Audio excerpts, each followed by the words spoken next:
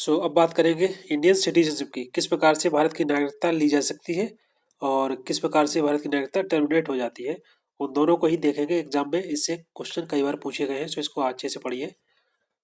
ऐसे कुछ प्रोविजंस किए गए थे 1955 के जो सिटीजनशिप एक्ट था उसमें, कि किस प्रकार से इंडियन सिटीजनशिप जो है उसको एक्वायर किया जा सकता है।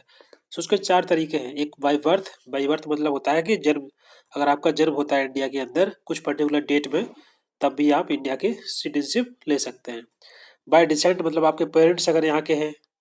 बाय रजिस्ट्रेशन, जैसे आप काफ़ी साल से यहाँ पर रह रहे हैं तो थ्रू द रजिस्ट्रेशन आप भी अप्लाई कर सकते हैं। और बाय नेचुरलाइजेशन ऑटोमेटिक, अगर आप यहाँ 12 साल से ज़्यादा रहेंगे तो आप डायरेक्टली अप्लाई हो जाते हैं, अप्लाई कर सकते हैं इसके लिए। देखते हैं एक करके। बाय बर्थ, जन्म से। Every person born in India on after this date, ये जो डेट दी गई है 26/1/1950, बट बिफोर फर्स्ट, ये 01/07/1987, इस डेट से पहले और इस डेट के बाद या इसी डेट पर, इन दोनों डेट के बीच में अगर कोई पर्सन यहाँ पर जन्म लेता है तो अगर उसके पेरेंट्स यहाँ के नेशनल है, यहाँ की नेशनलिटी उनके पास है, तो वो पर्सन भी यहाँ का सिटीजनशिप प्राप्त कर सकता है, यहाँ का सिटीजनशिप कहलाएगा। नेक्स्ट है, अगर कोई पर्सन बॉर्न होता है इंडिया के अंदर इन दोनों डेट के बीच में, और इसके साथ साथ उसके पेरेंट्स में से कोई भी यहाँ का सिटीजन है at the time of the birth, उस बच्चे के जन्म के समय पर अगर उनके पेरेंट्स में से कोई भी यहाँ का सिटीजनशिप है, यहाँ की मतलब यहाँ का वो नागरिक है, तो वो भी यहाँ का नागरिक कहलाएगा। नेक्स्ट है, every person born in India on after 3rd December 2004, मतलब इस डेट पर या इस डेट के बाद अगर कोई भी पर्सन यहाँ पर जन्म लेता है इंडिया के अंदर और उनमें से उसके पेरेंट्स यहाँ के सिटीजन है, एटलीस्ट उसमें से कोई एक हो, चाहे फादर हो चाहे मदर हो, और दूसरा जो है वो यहाँ का वो इलीगल माइग्रेंट नहीं होना चाहिए। मतलब जैसे बांग्लादेश या ऐसी कंट्री से कहीं से नहीं आया, बांग्लादेश, अफगानिस्तान या फिर किसी भी कंट्री, नेपाल, जितनी जो आसपास कंट्री है वहाँ से कहीं से भी इलीगल माइग्रेंट ना हो, तो वो भी जो बच्चा है जन्म लेगा इस डेट पर या उसके बाद, तो वो भी यहाँ का नागरिक कहलाएगा।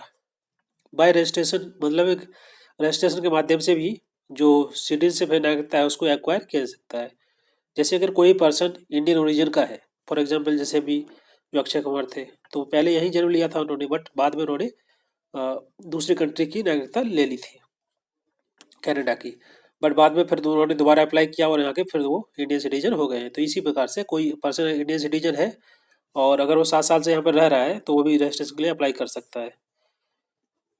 या फिर a person of Indian origin who is the residence of any country outside undivided India, मतलब पाकिस्तान, बांग्लादेश वहाँ का ना होना चाहिए, और कहीं का हो तो वो भी यहाँ का, अगर वो इंडियन ओरिजिन का है तो वो यहाँ से एक्वायर कर सकता है थ्रू दी रजिस्ट्रेशन।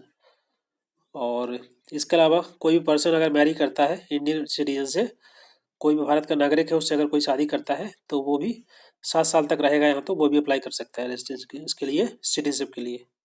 या फिर माइनर बच्चे, छोटे छोटे बच्चे अगर वो किसी के द्वारा अडॉप्ट कर लिए जाते हैं, वो पर्सन सिटीजन इंडिया का है, इंडिया का सिटीजन है, तो वो भी थ्रू द रजिस्ट्रेशन एक्वायर किया जा सकता है इंडिया की सिटीजन। बाय डिसेंट का मतलब होता है कि अगर कोई भी पर्सन इंडिया के बाहर उसका जन्म हुआ है इस डेट पर 26 जनवरी 1950, इस पर या इसके बाद भी, और उसके जो पेरेंट्स हैं यहाँ के सिटीजन है, तो वो भी बाय डिसेंट यहाँ का सिटीजन बन जाता है। या फिर कोई पर्सन इंडिया के बाहर जन्म हुआ है उसका 10 दिसंबर 1992 और 3 दिसंबर 2004 के बीच में, तो वो पर्सन इंडिया का सिटीजन हो जाएगा अगर उसके पेरेंट्स में से कोई भी इंडिया का सिटीजन, यहाँ का इंडियन सिटीजन हो बाय बर्थ। या फिर a person born outside India, India के बाहर जन्म हुआ है उसका 3 दिसंबर 2004 के बाद या उसी डेट पर, वो भी इंडिया की सिटीजनशिप एक्वायर कर सकता है अगर उसके पेरेंट जो है डिक्लेयर कर दें कि जो माइनर है वो दूसरे देश का पासपोर्ट उसके पास नहीं है, and his birth is registered as an Indian consulate within the 1 year of the, मतलब जन्म के 1 साल के अंदर ही अगर वो रजिस्ट्रेशन के लिए अप्लाई कर देते हैं और बोल देते हैं कि ये जो बच्चा है इसके पास दूसरी कंट्री का भी पासपोर्ट नहीं है, तो वो भी एक्वायर कर सकता है इंडिया की सिटीजनशिप।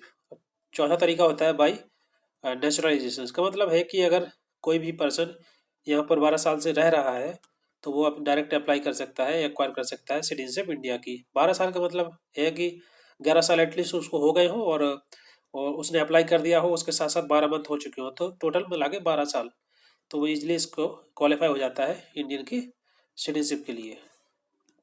अब देखते हैं कैसे। जो भारत की नागरिकता है वो लॉस हो जाती है, टर्मिनेट हो जाती है।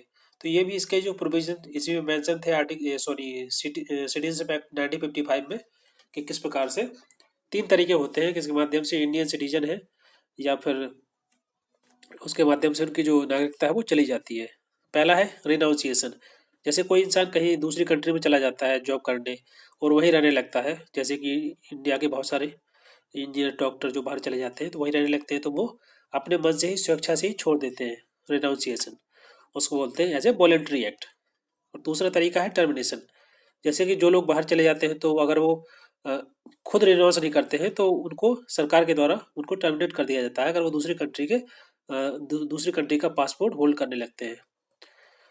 जैसे कि अभी एग्जाम्पल लेते हैं यहाँ पर अक्षय कुमार का, तो वो दूसरी कंट्री कनाडा का उनके पास पासपोर्ट था, पासपोर्ट होल्डर थे, तो इंडिया की सिटीजनशिप उनकी नहीं रही थी, जबकि उन्होंने छोड़ी नहीं थी, उनको ऑटोमेटिकली उनकी टर्मिनेट हो गई थी।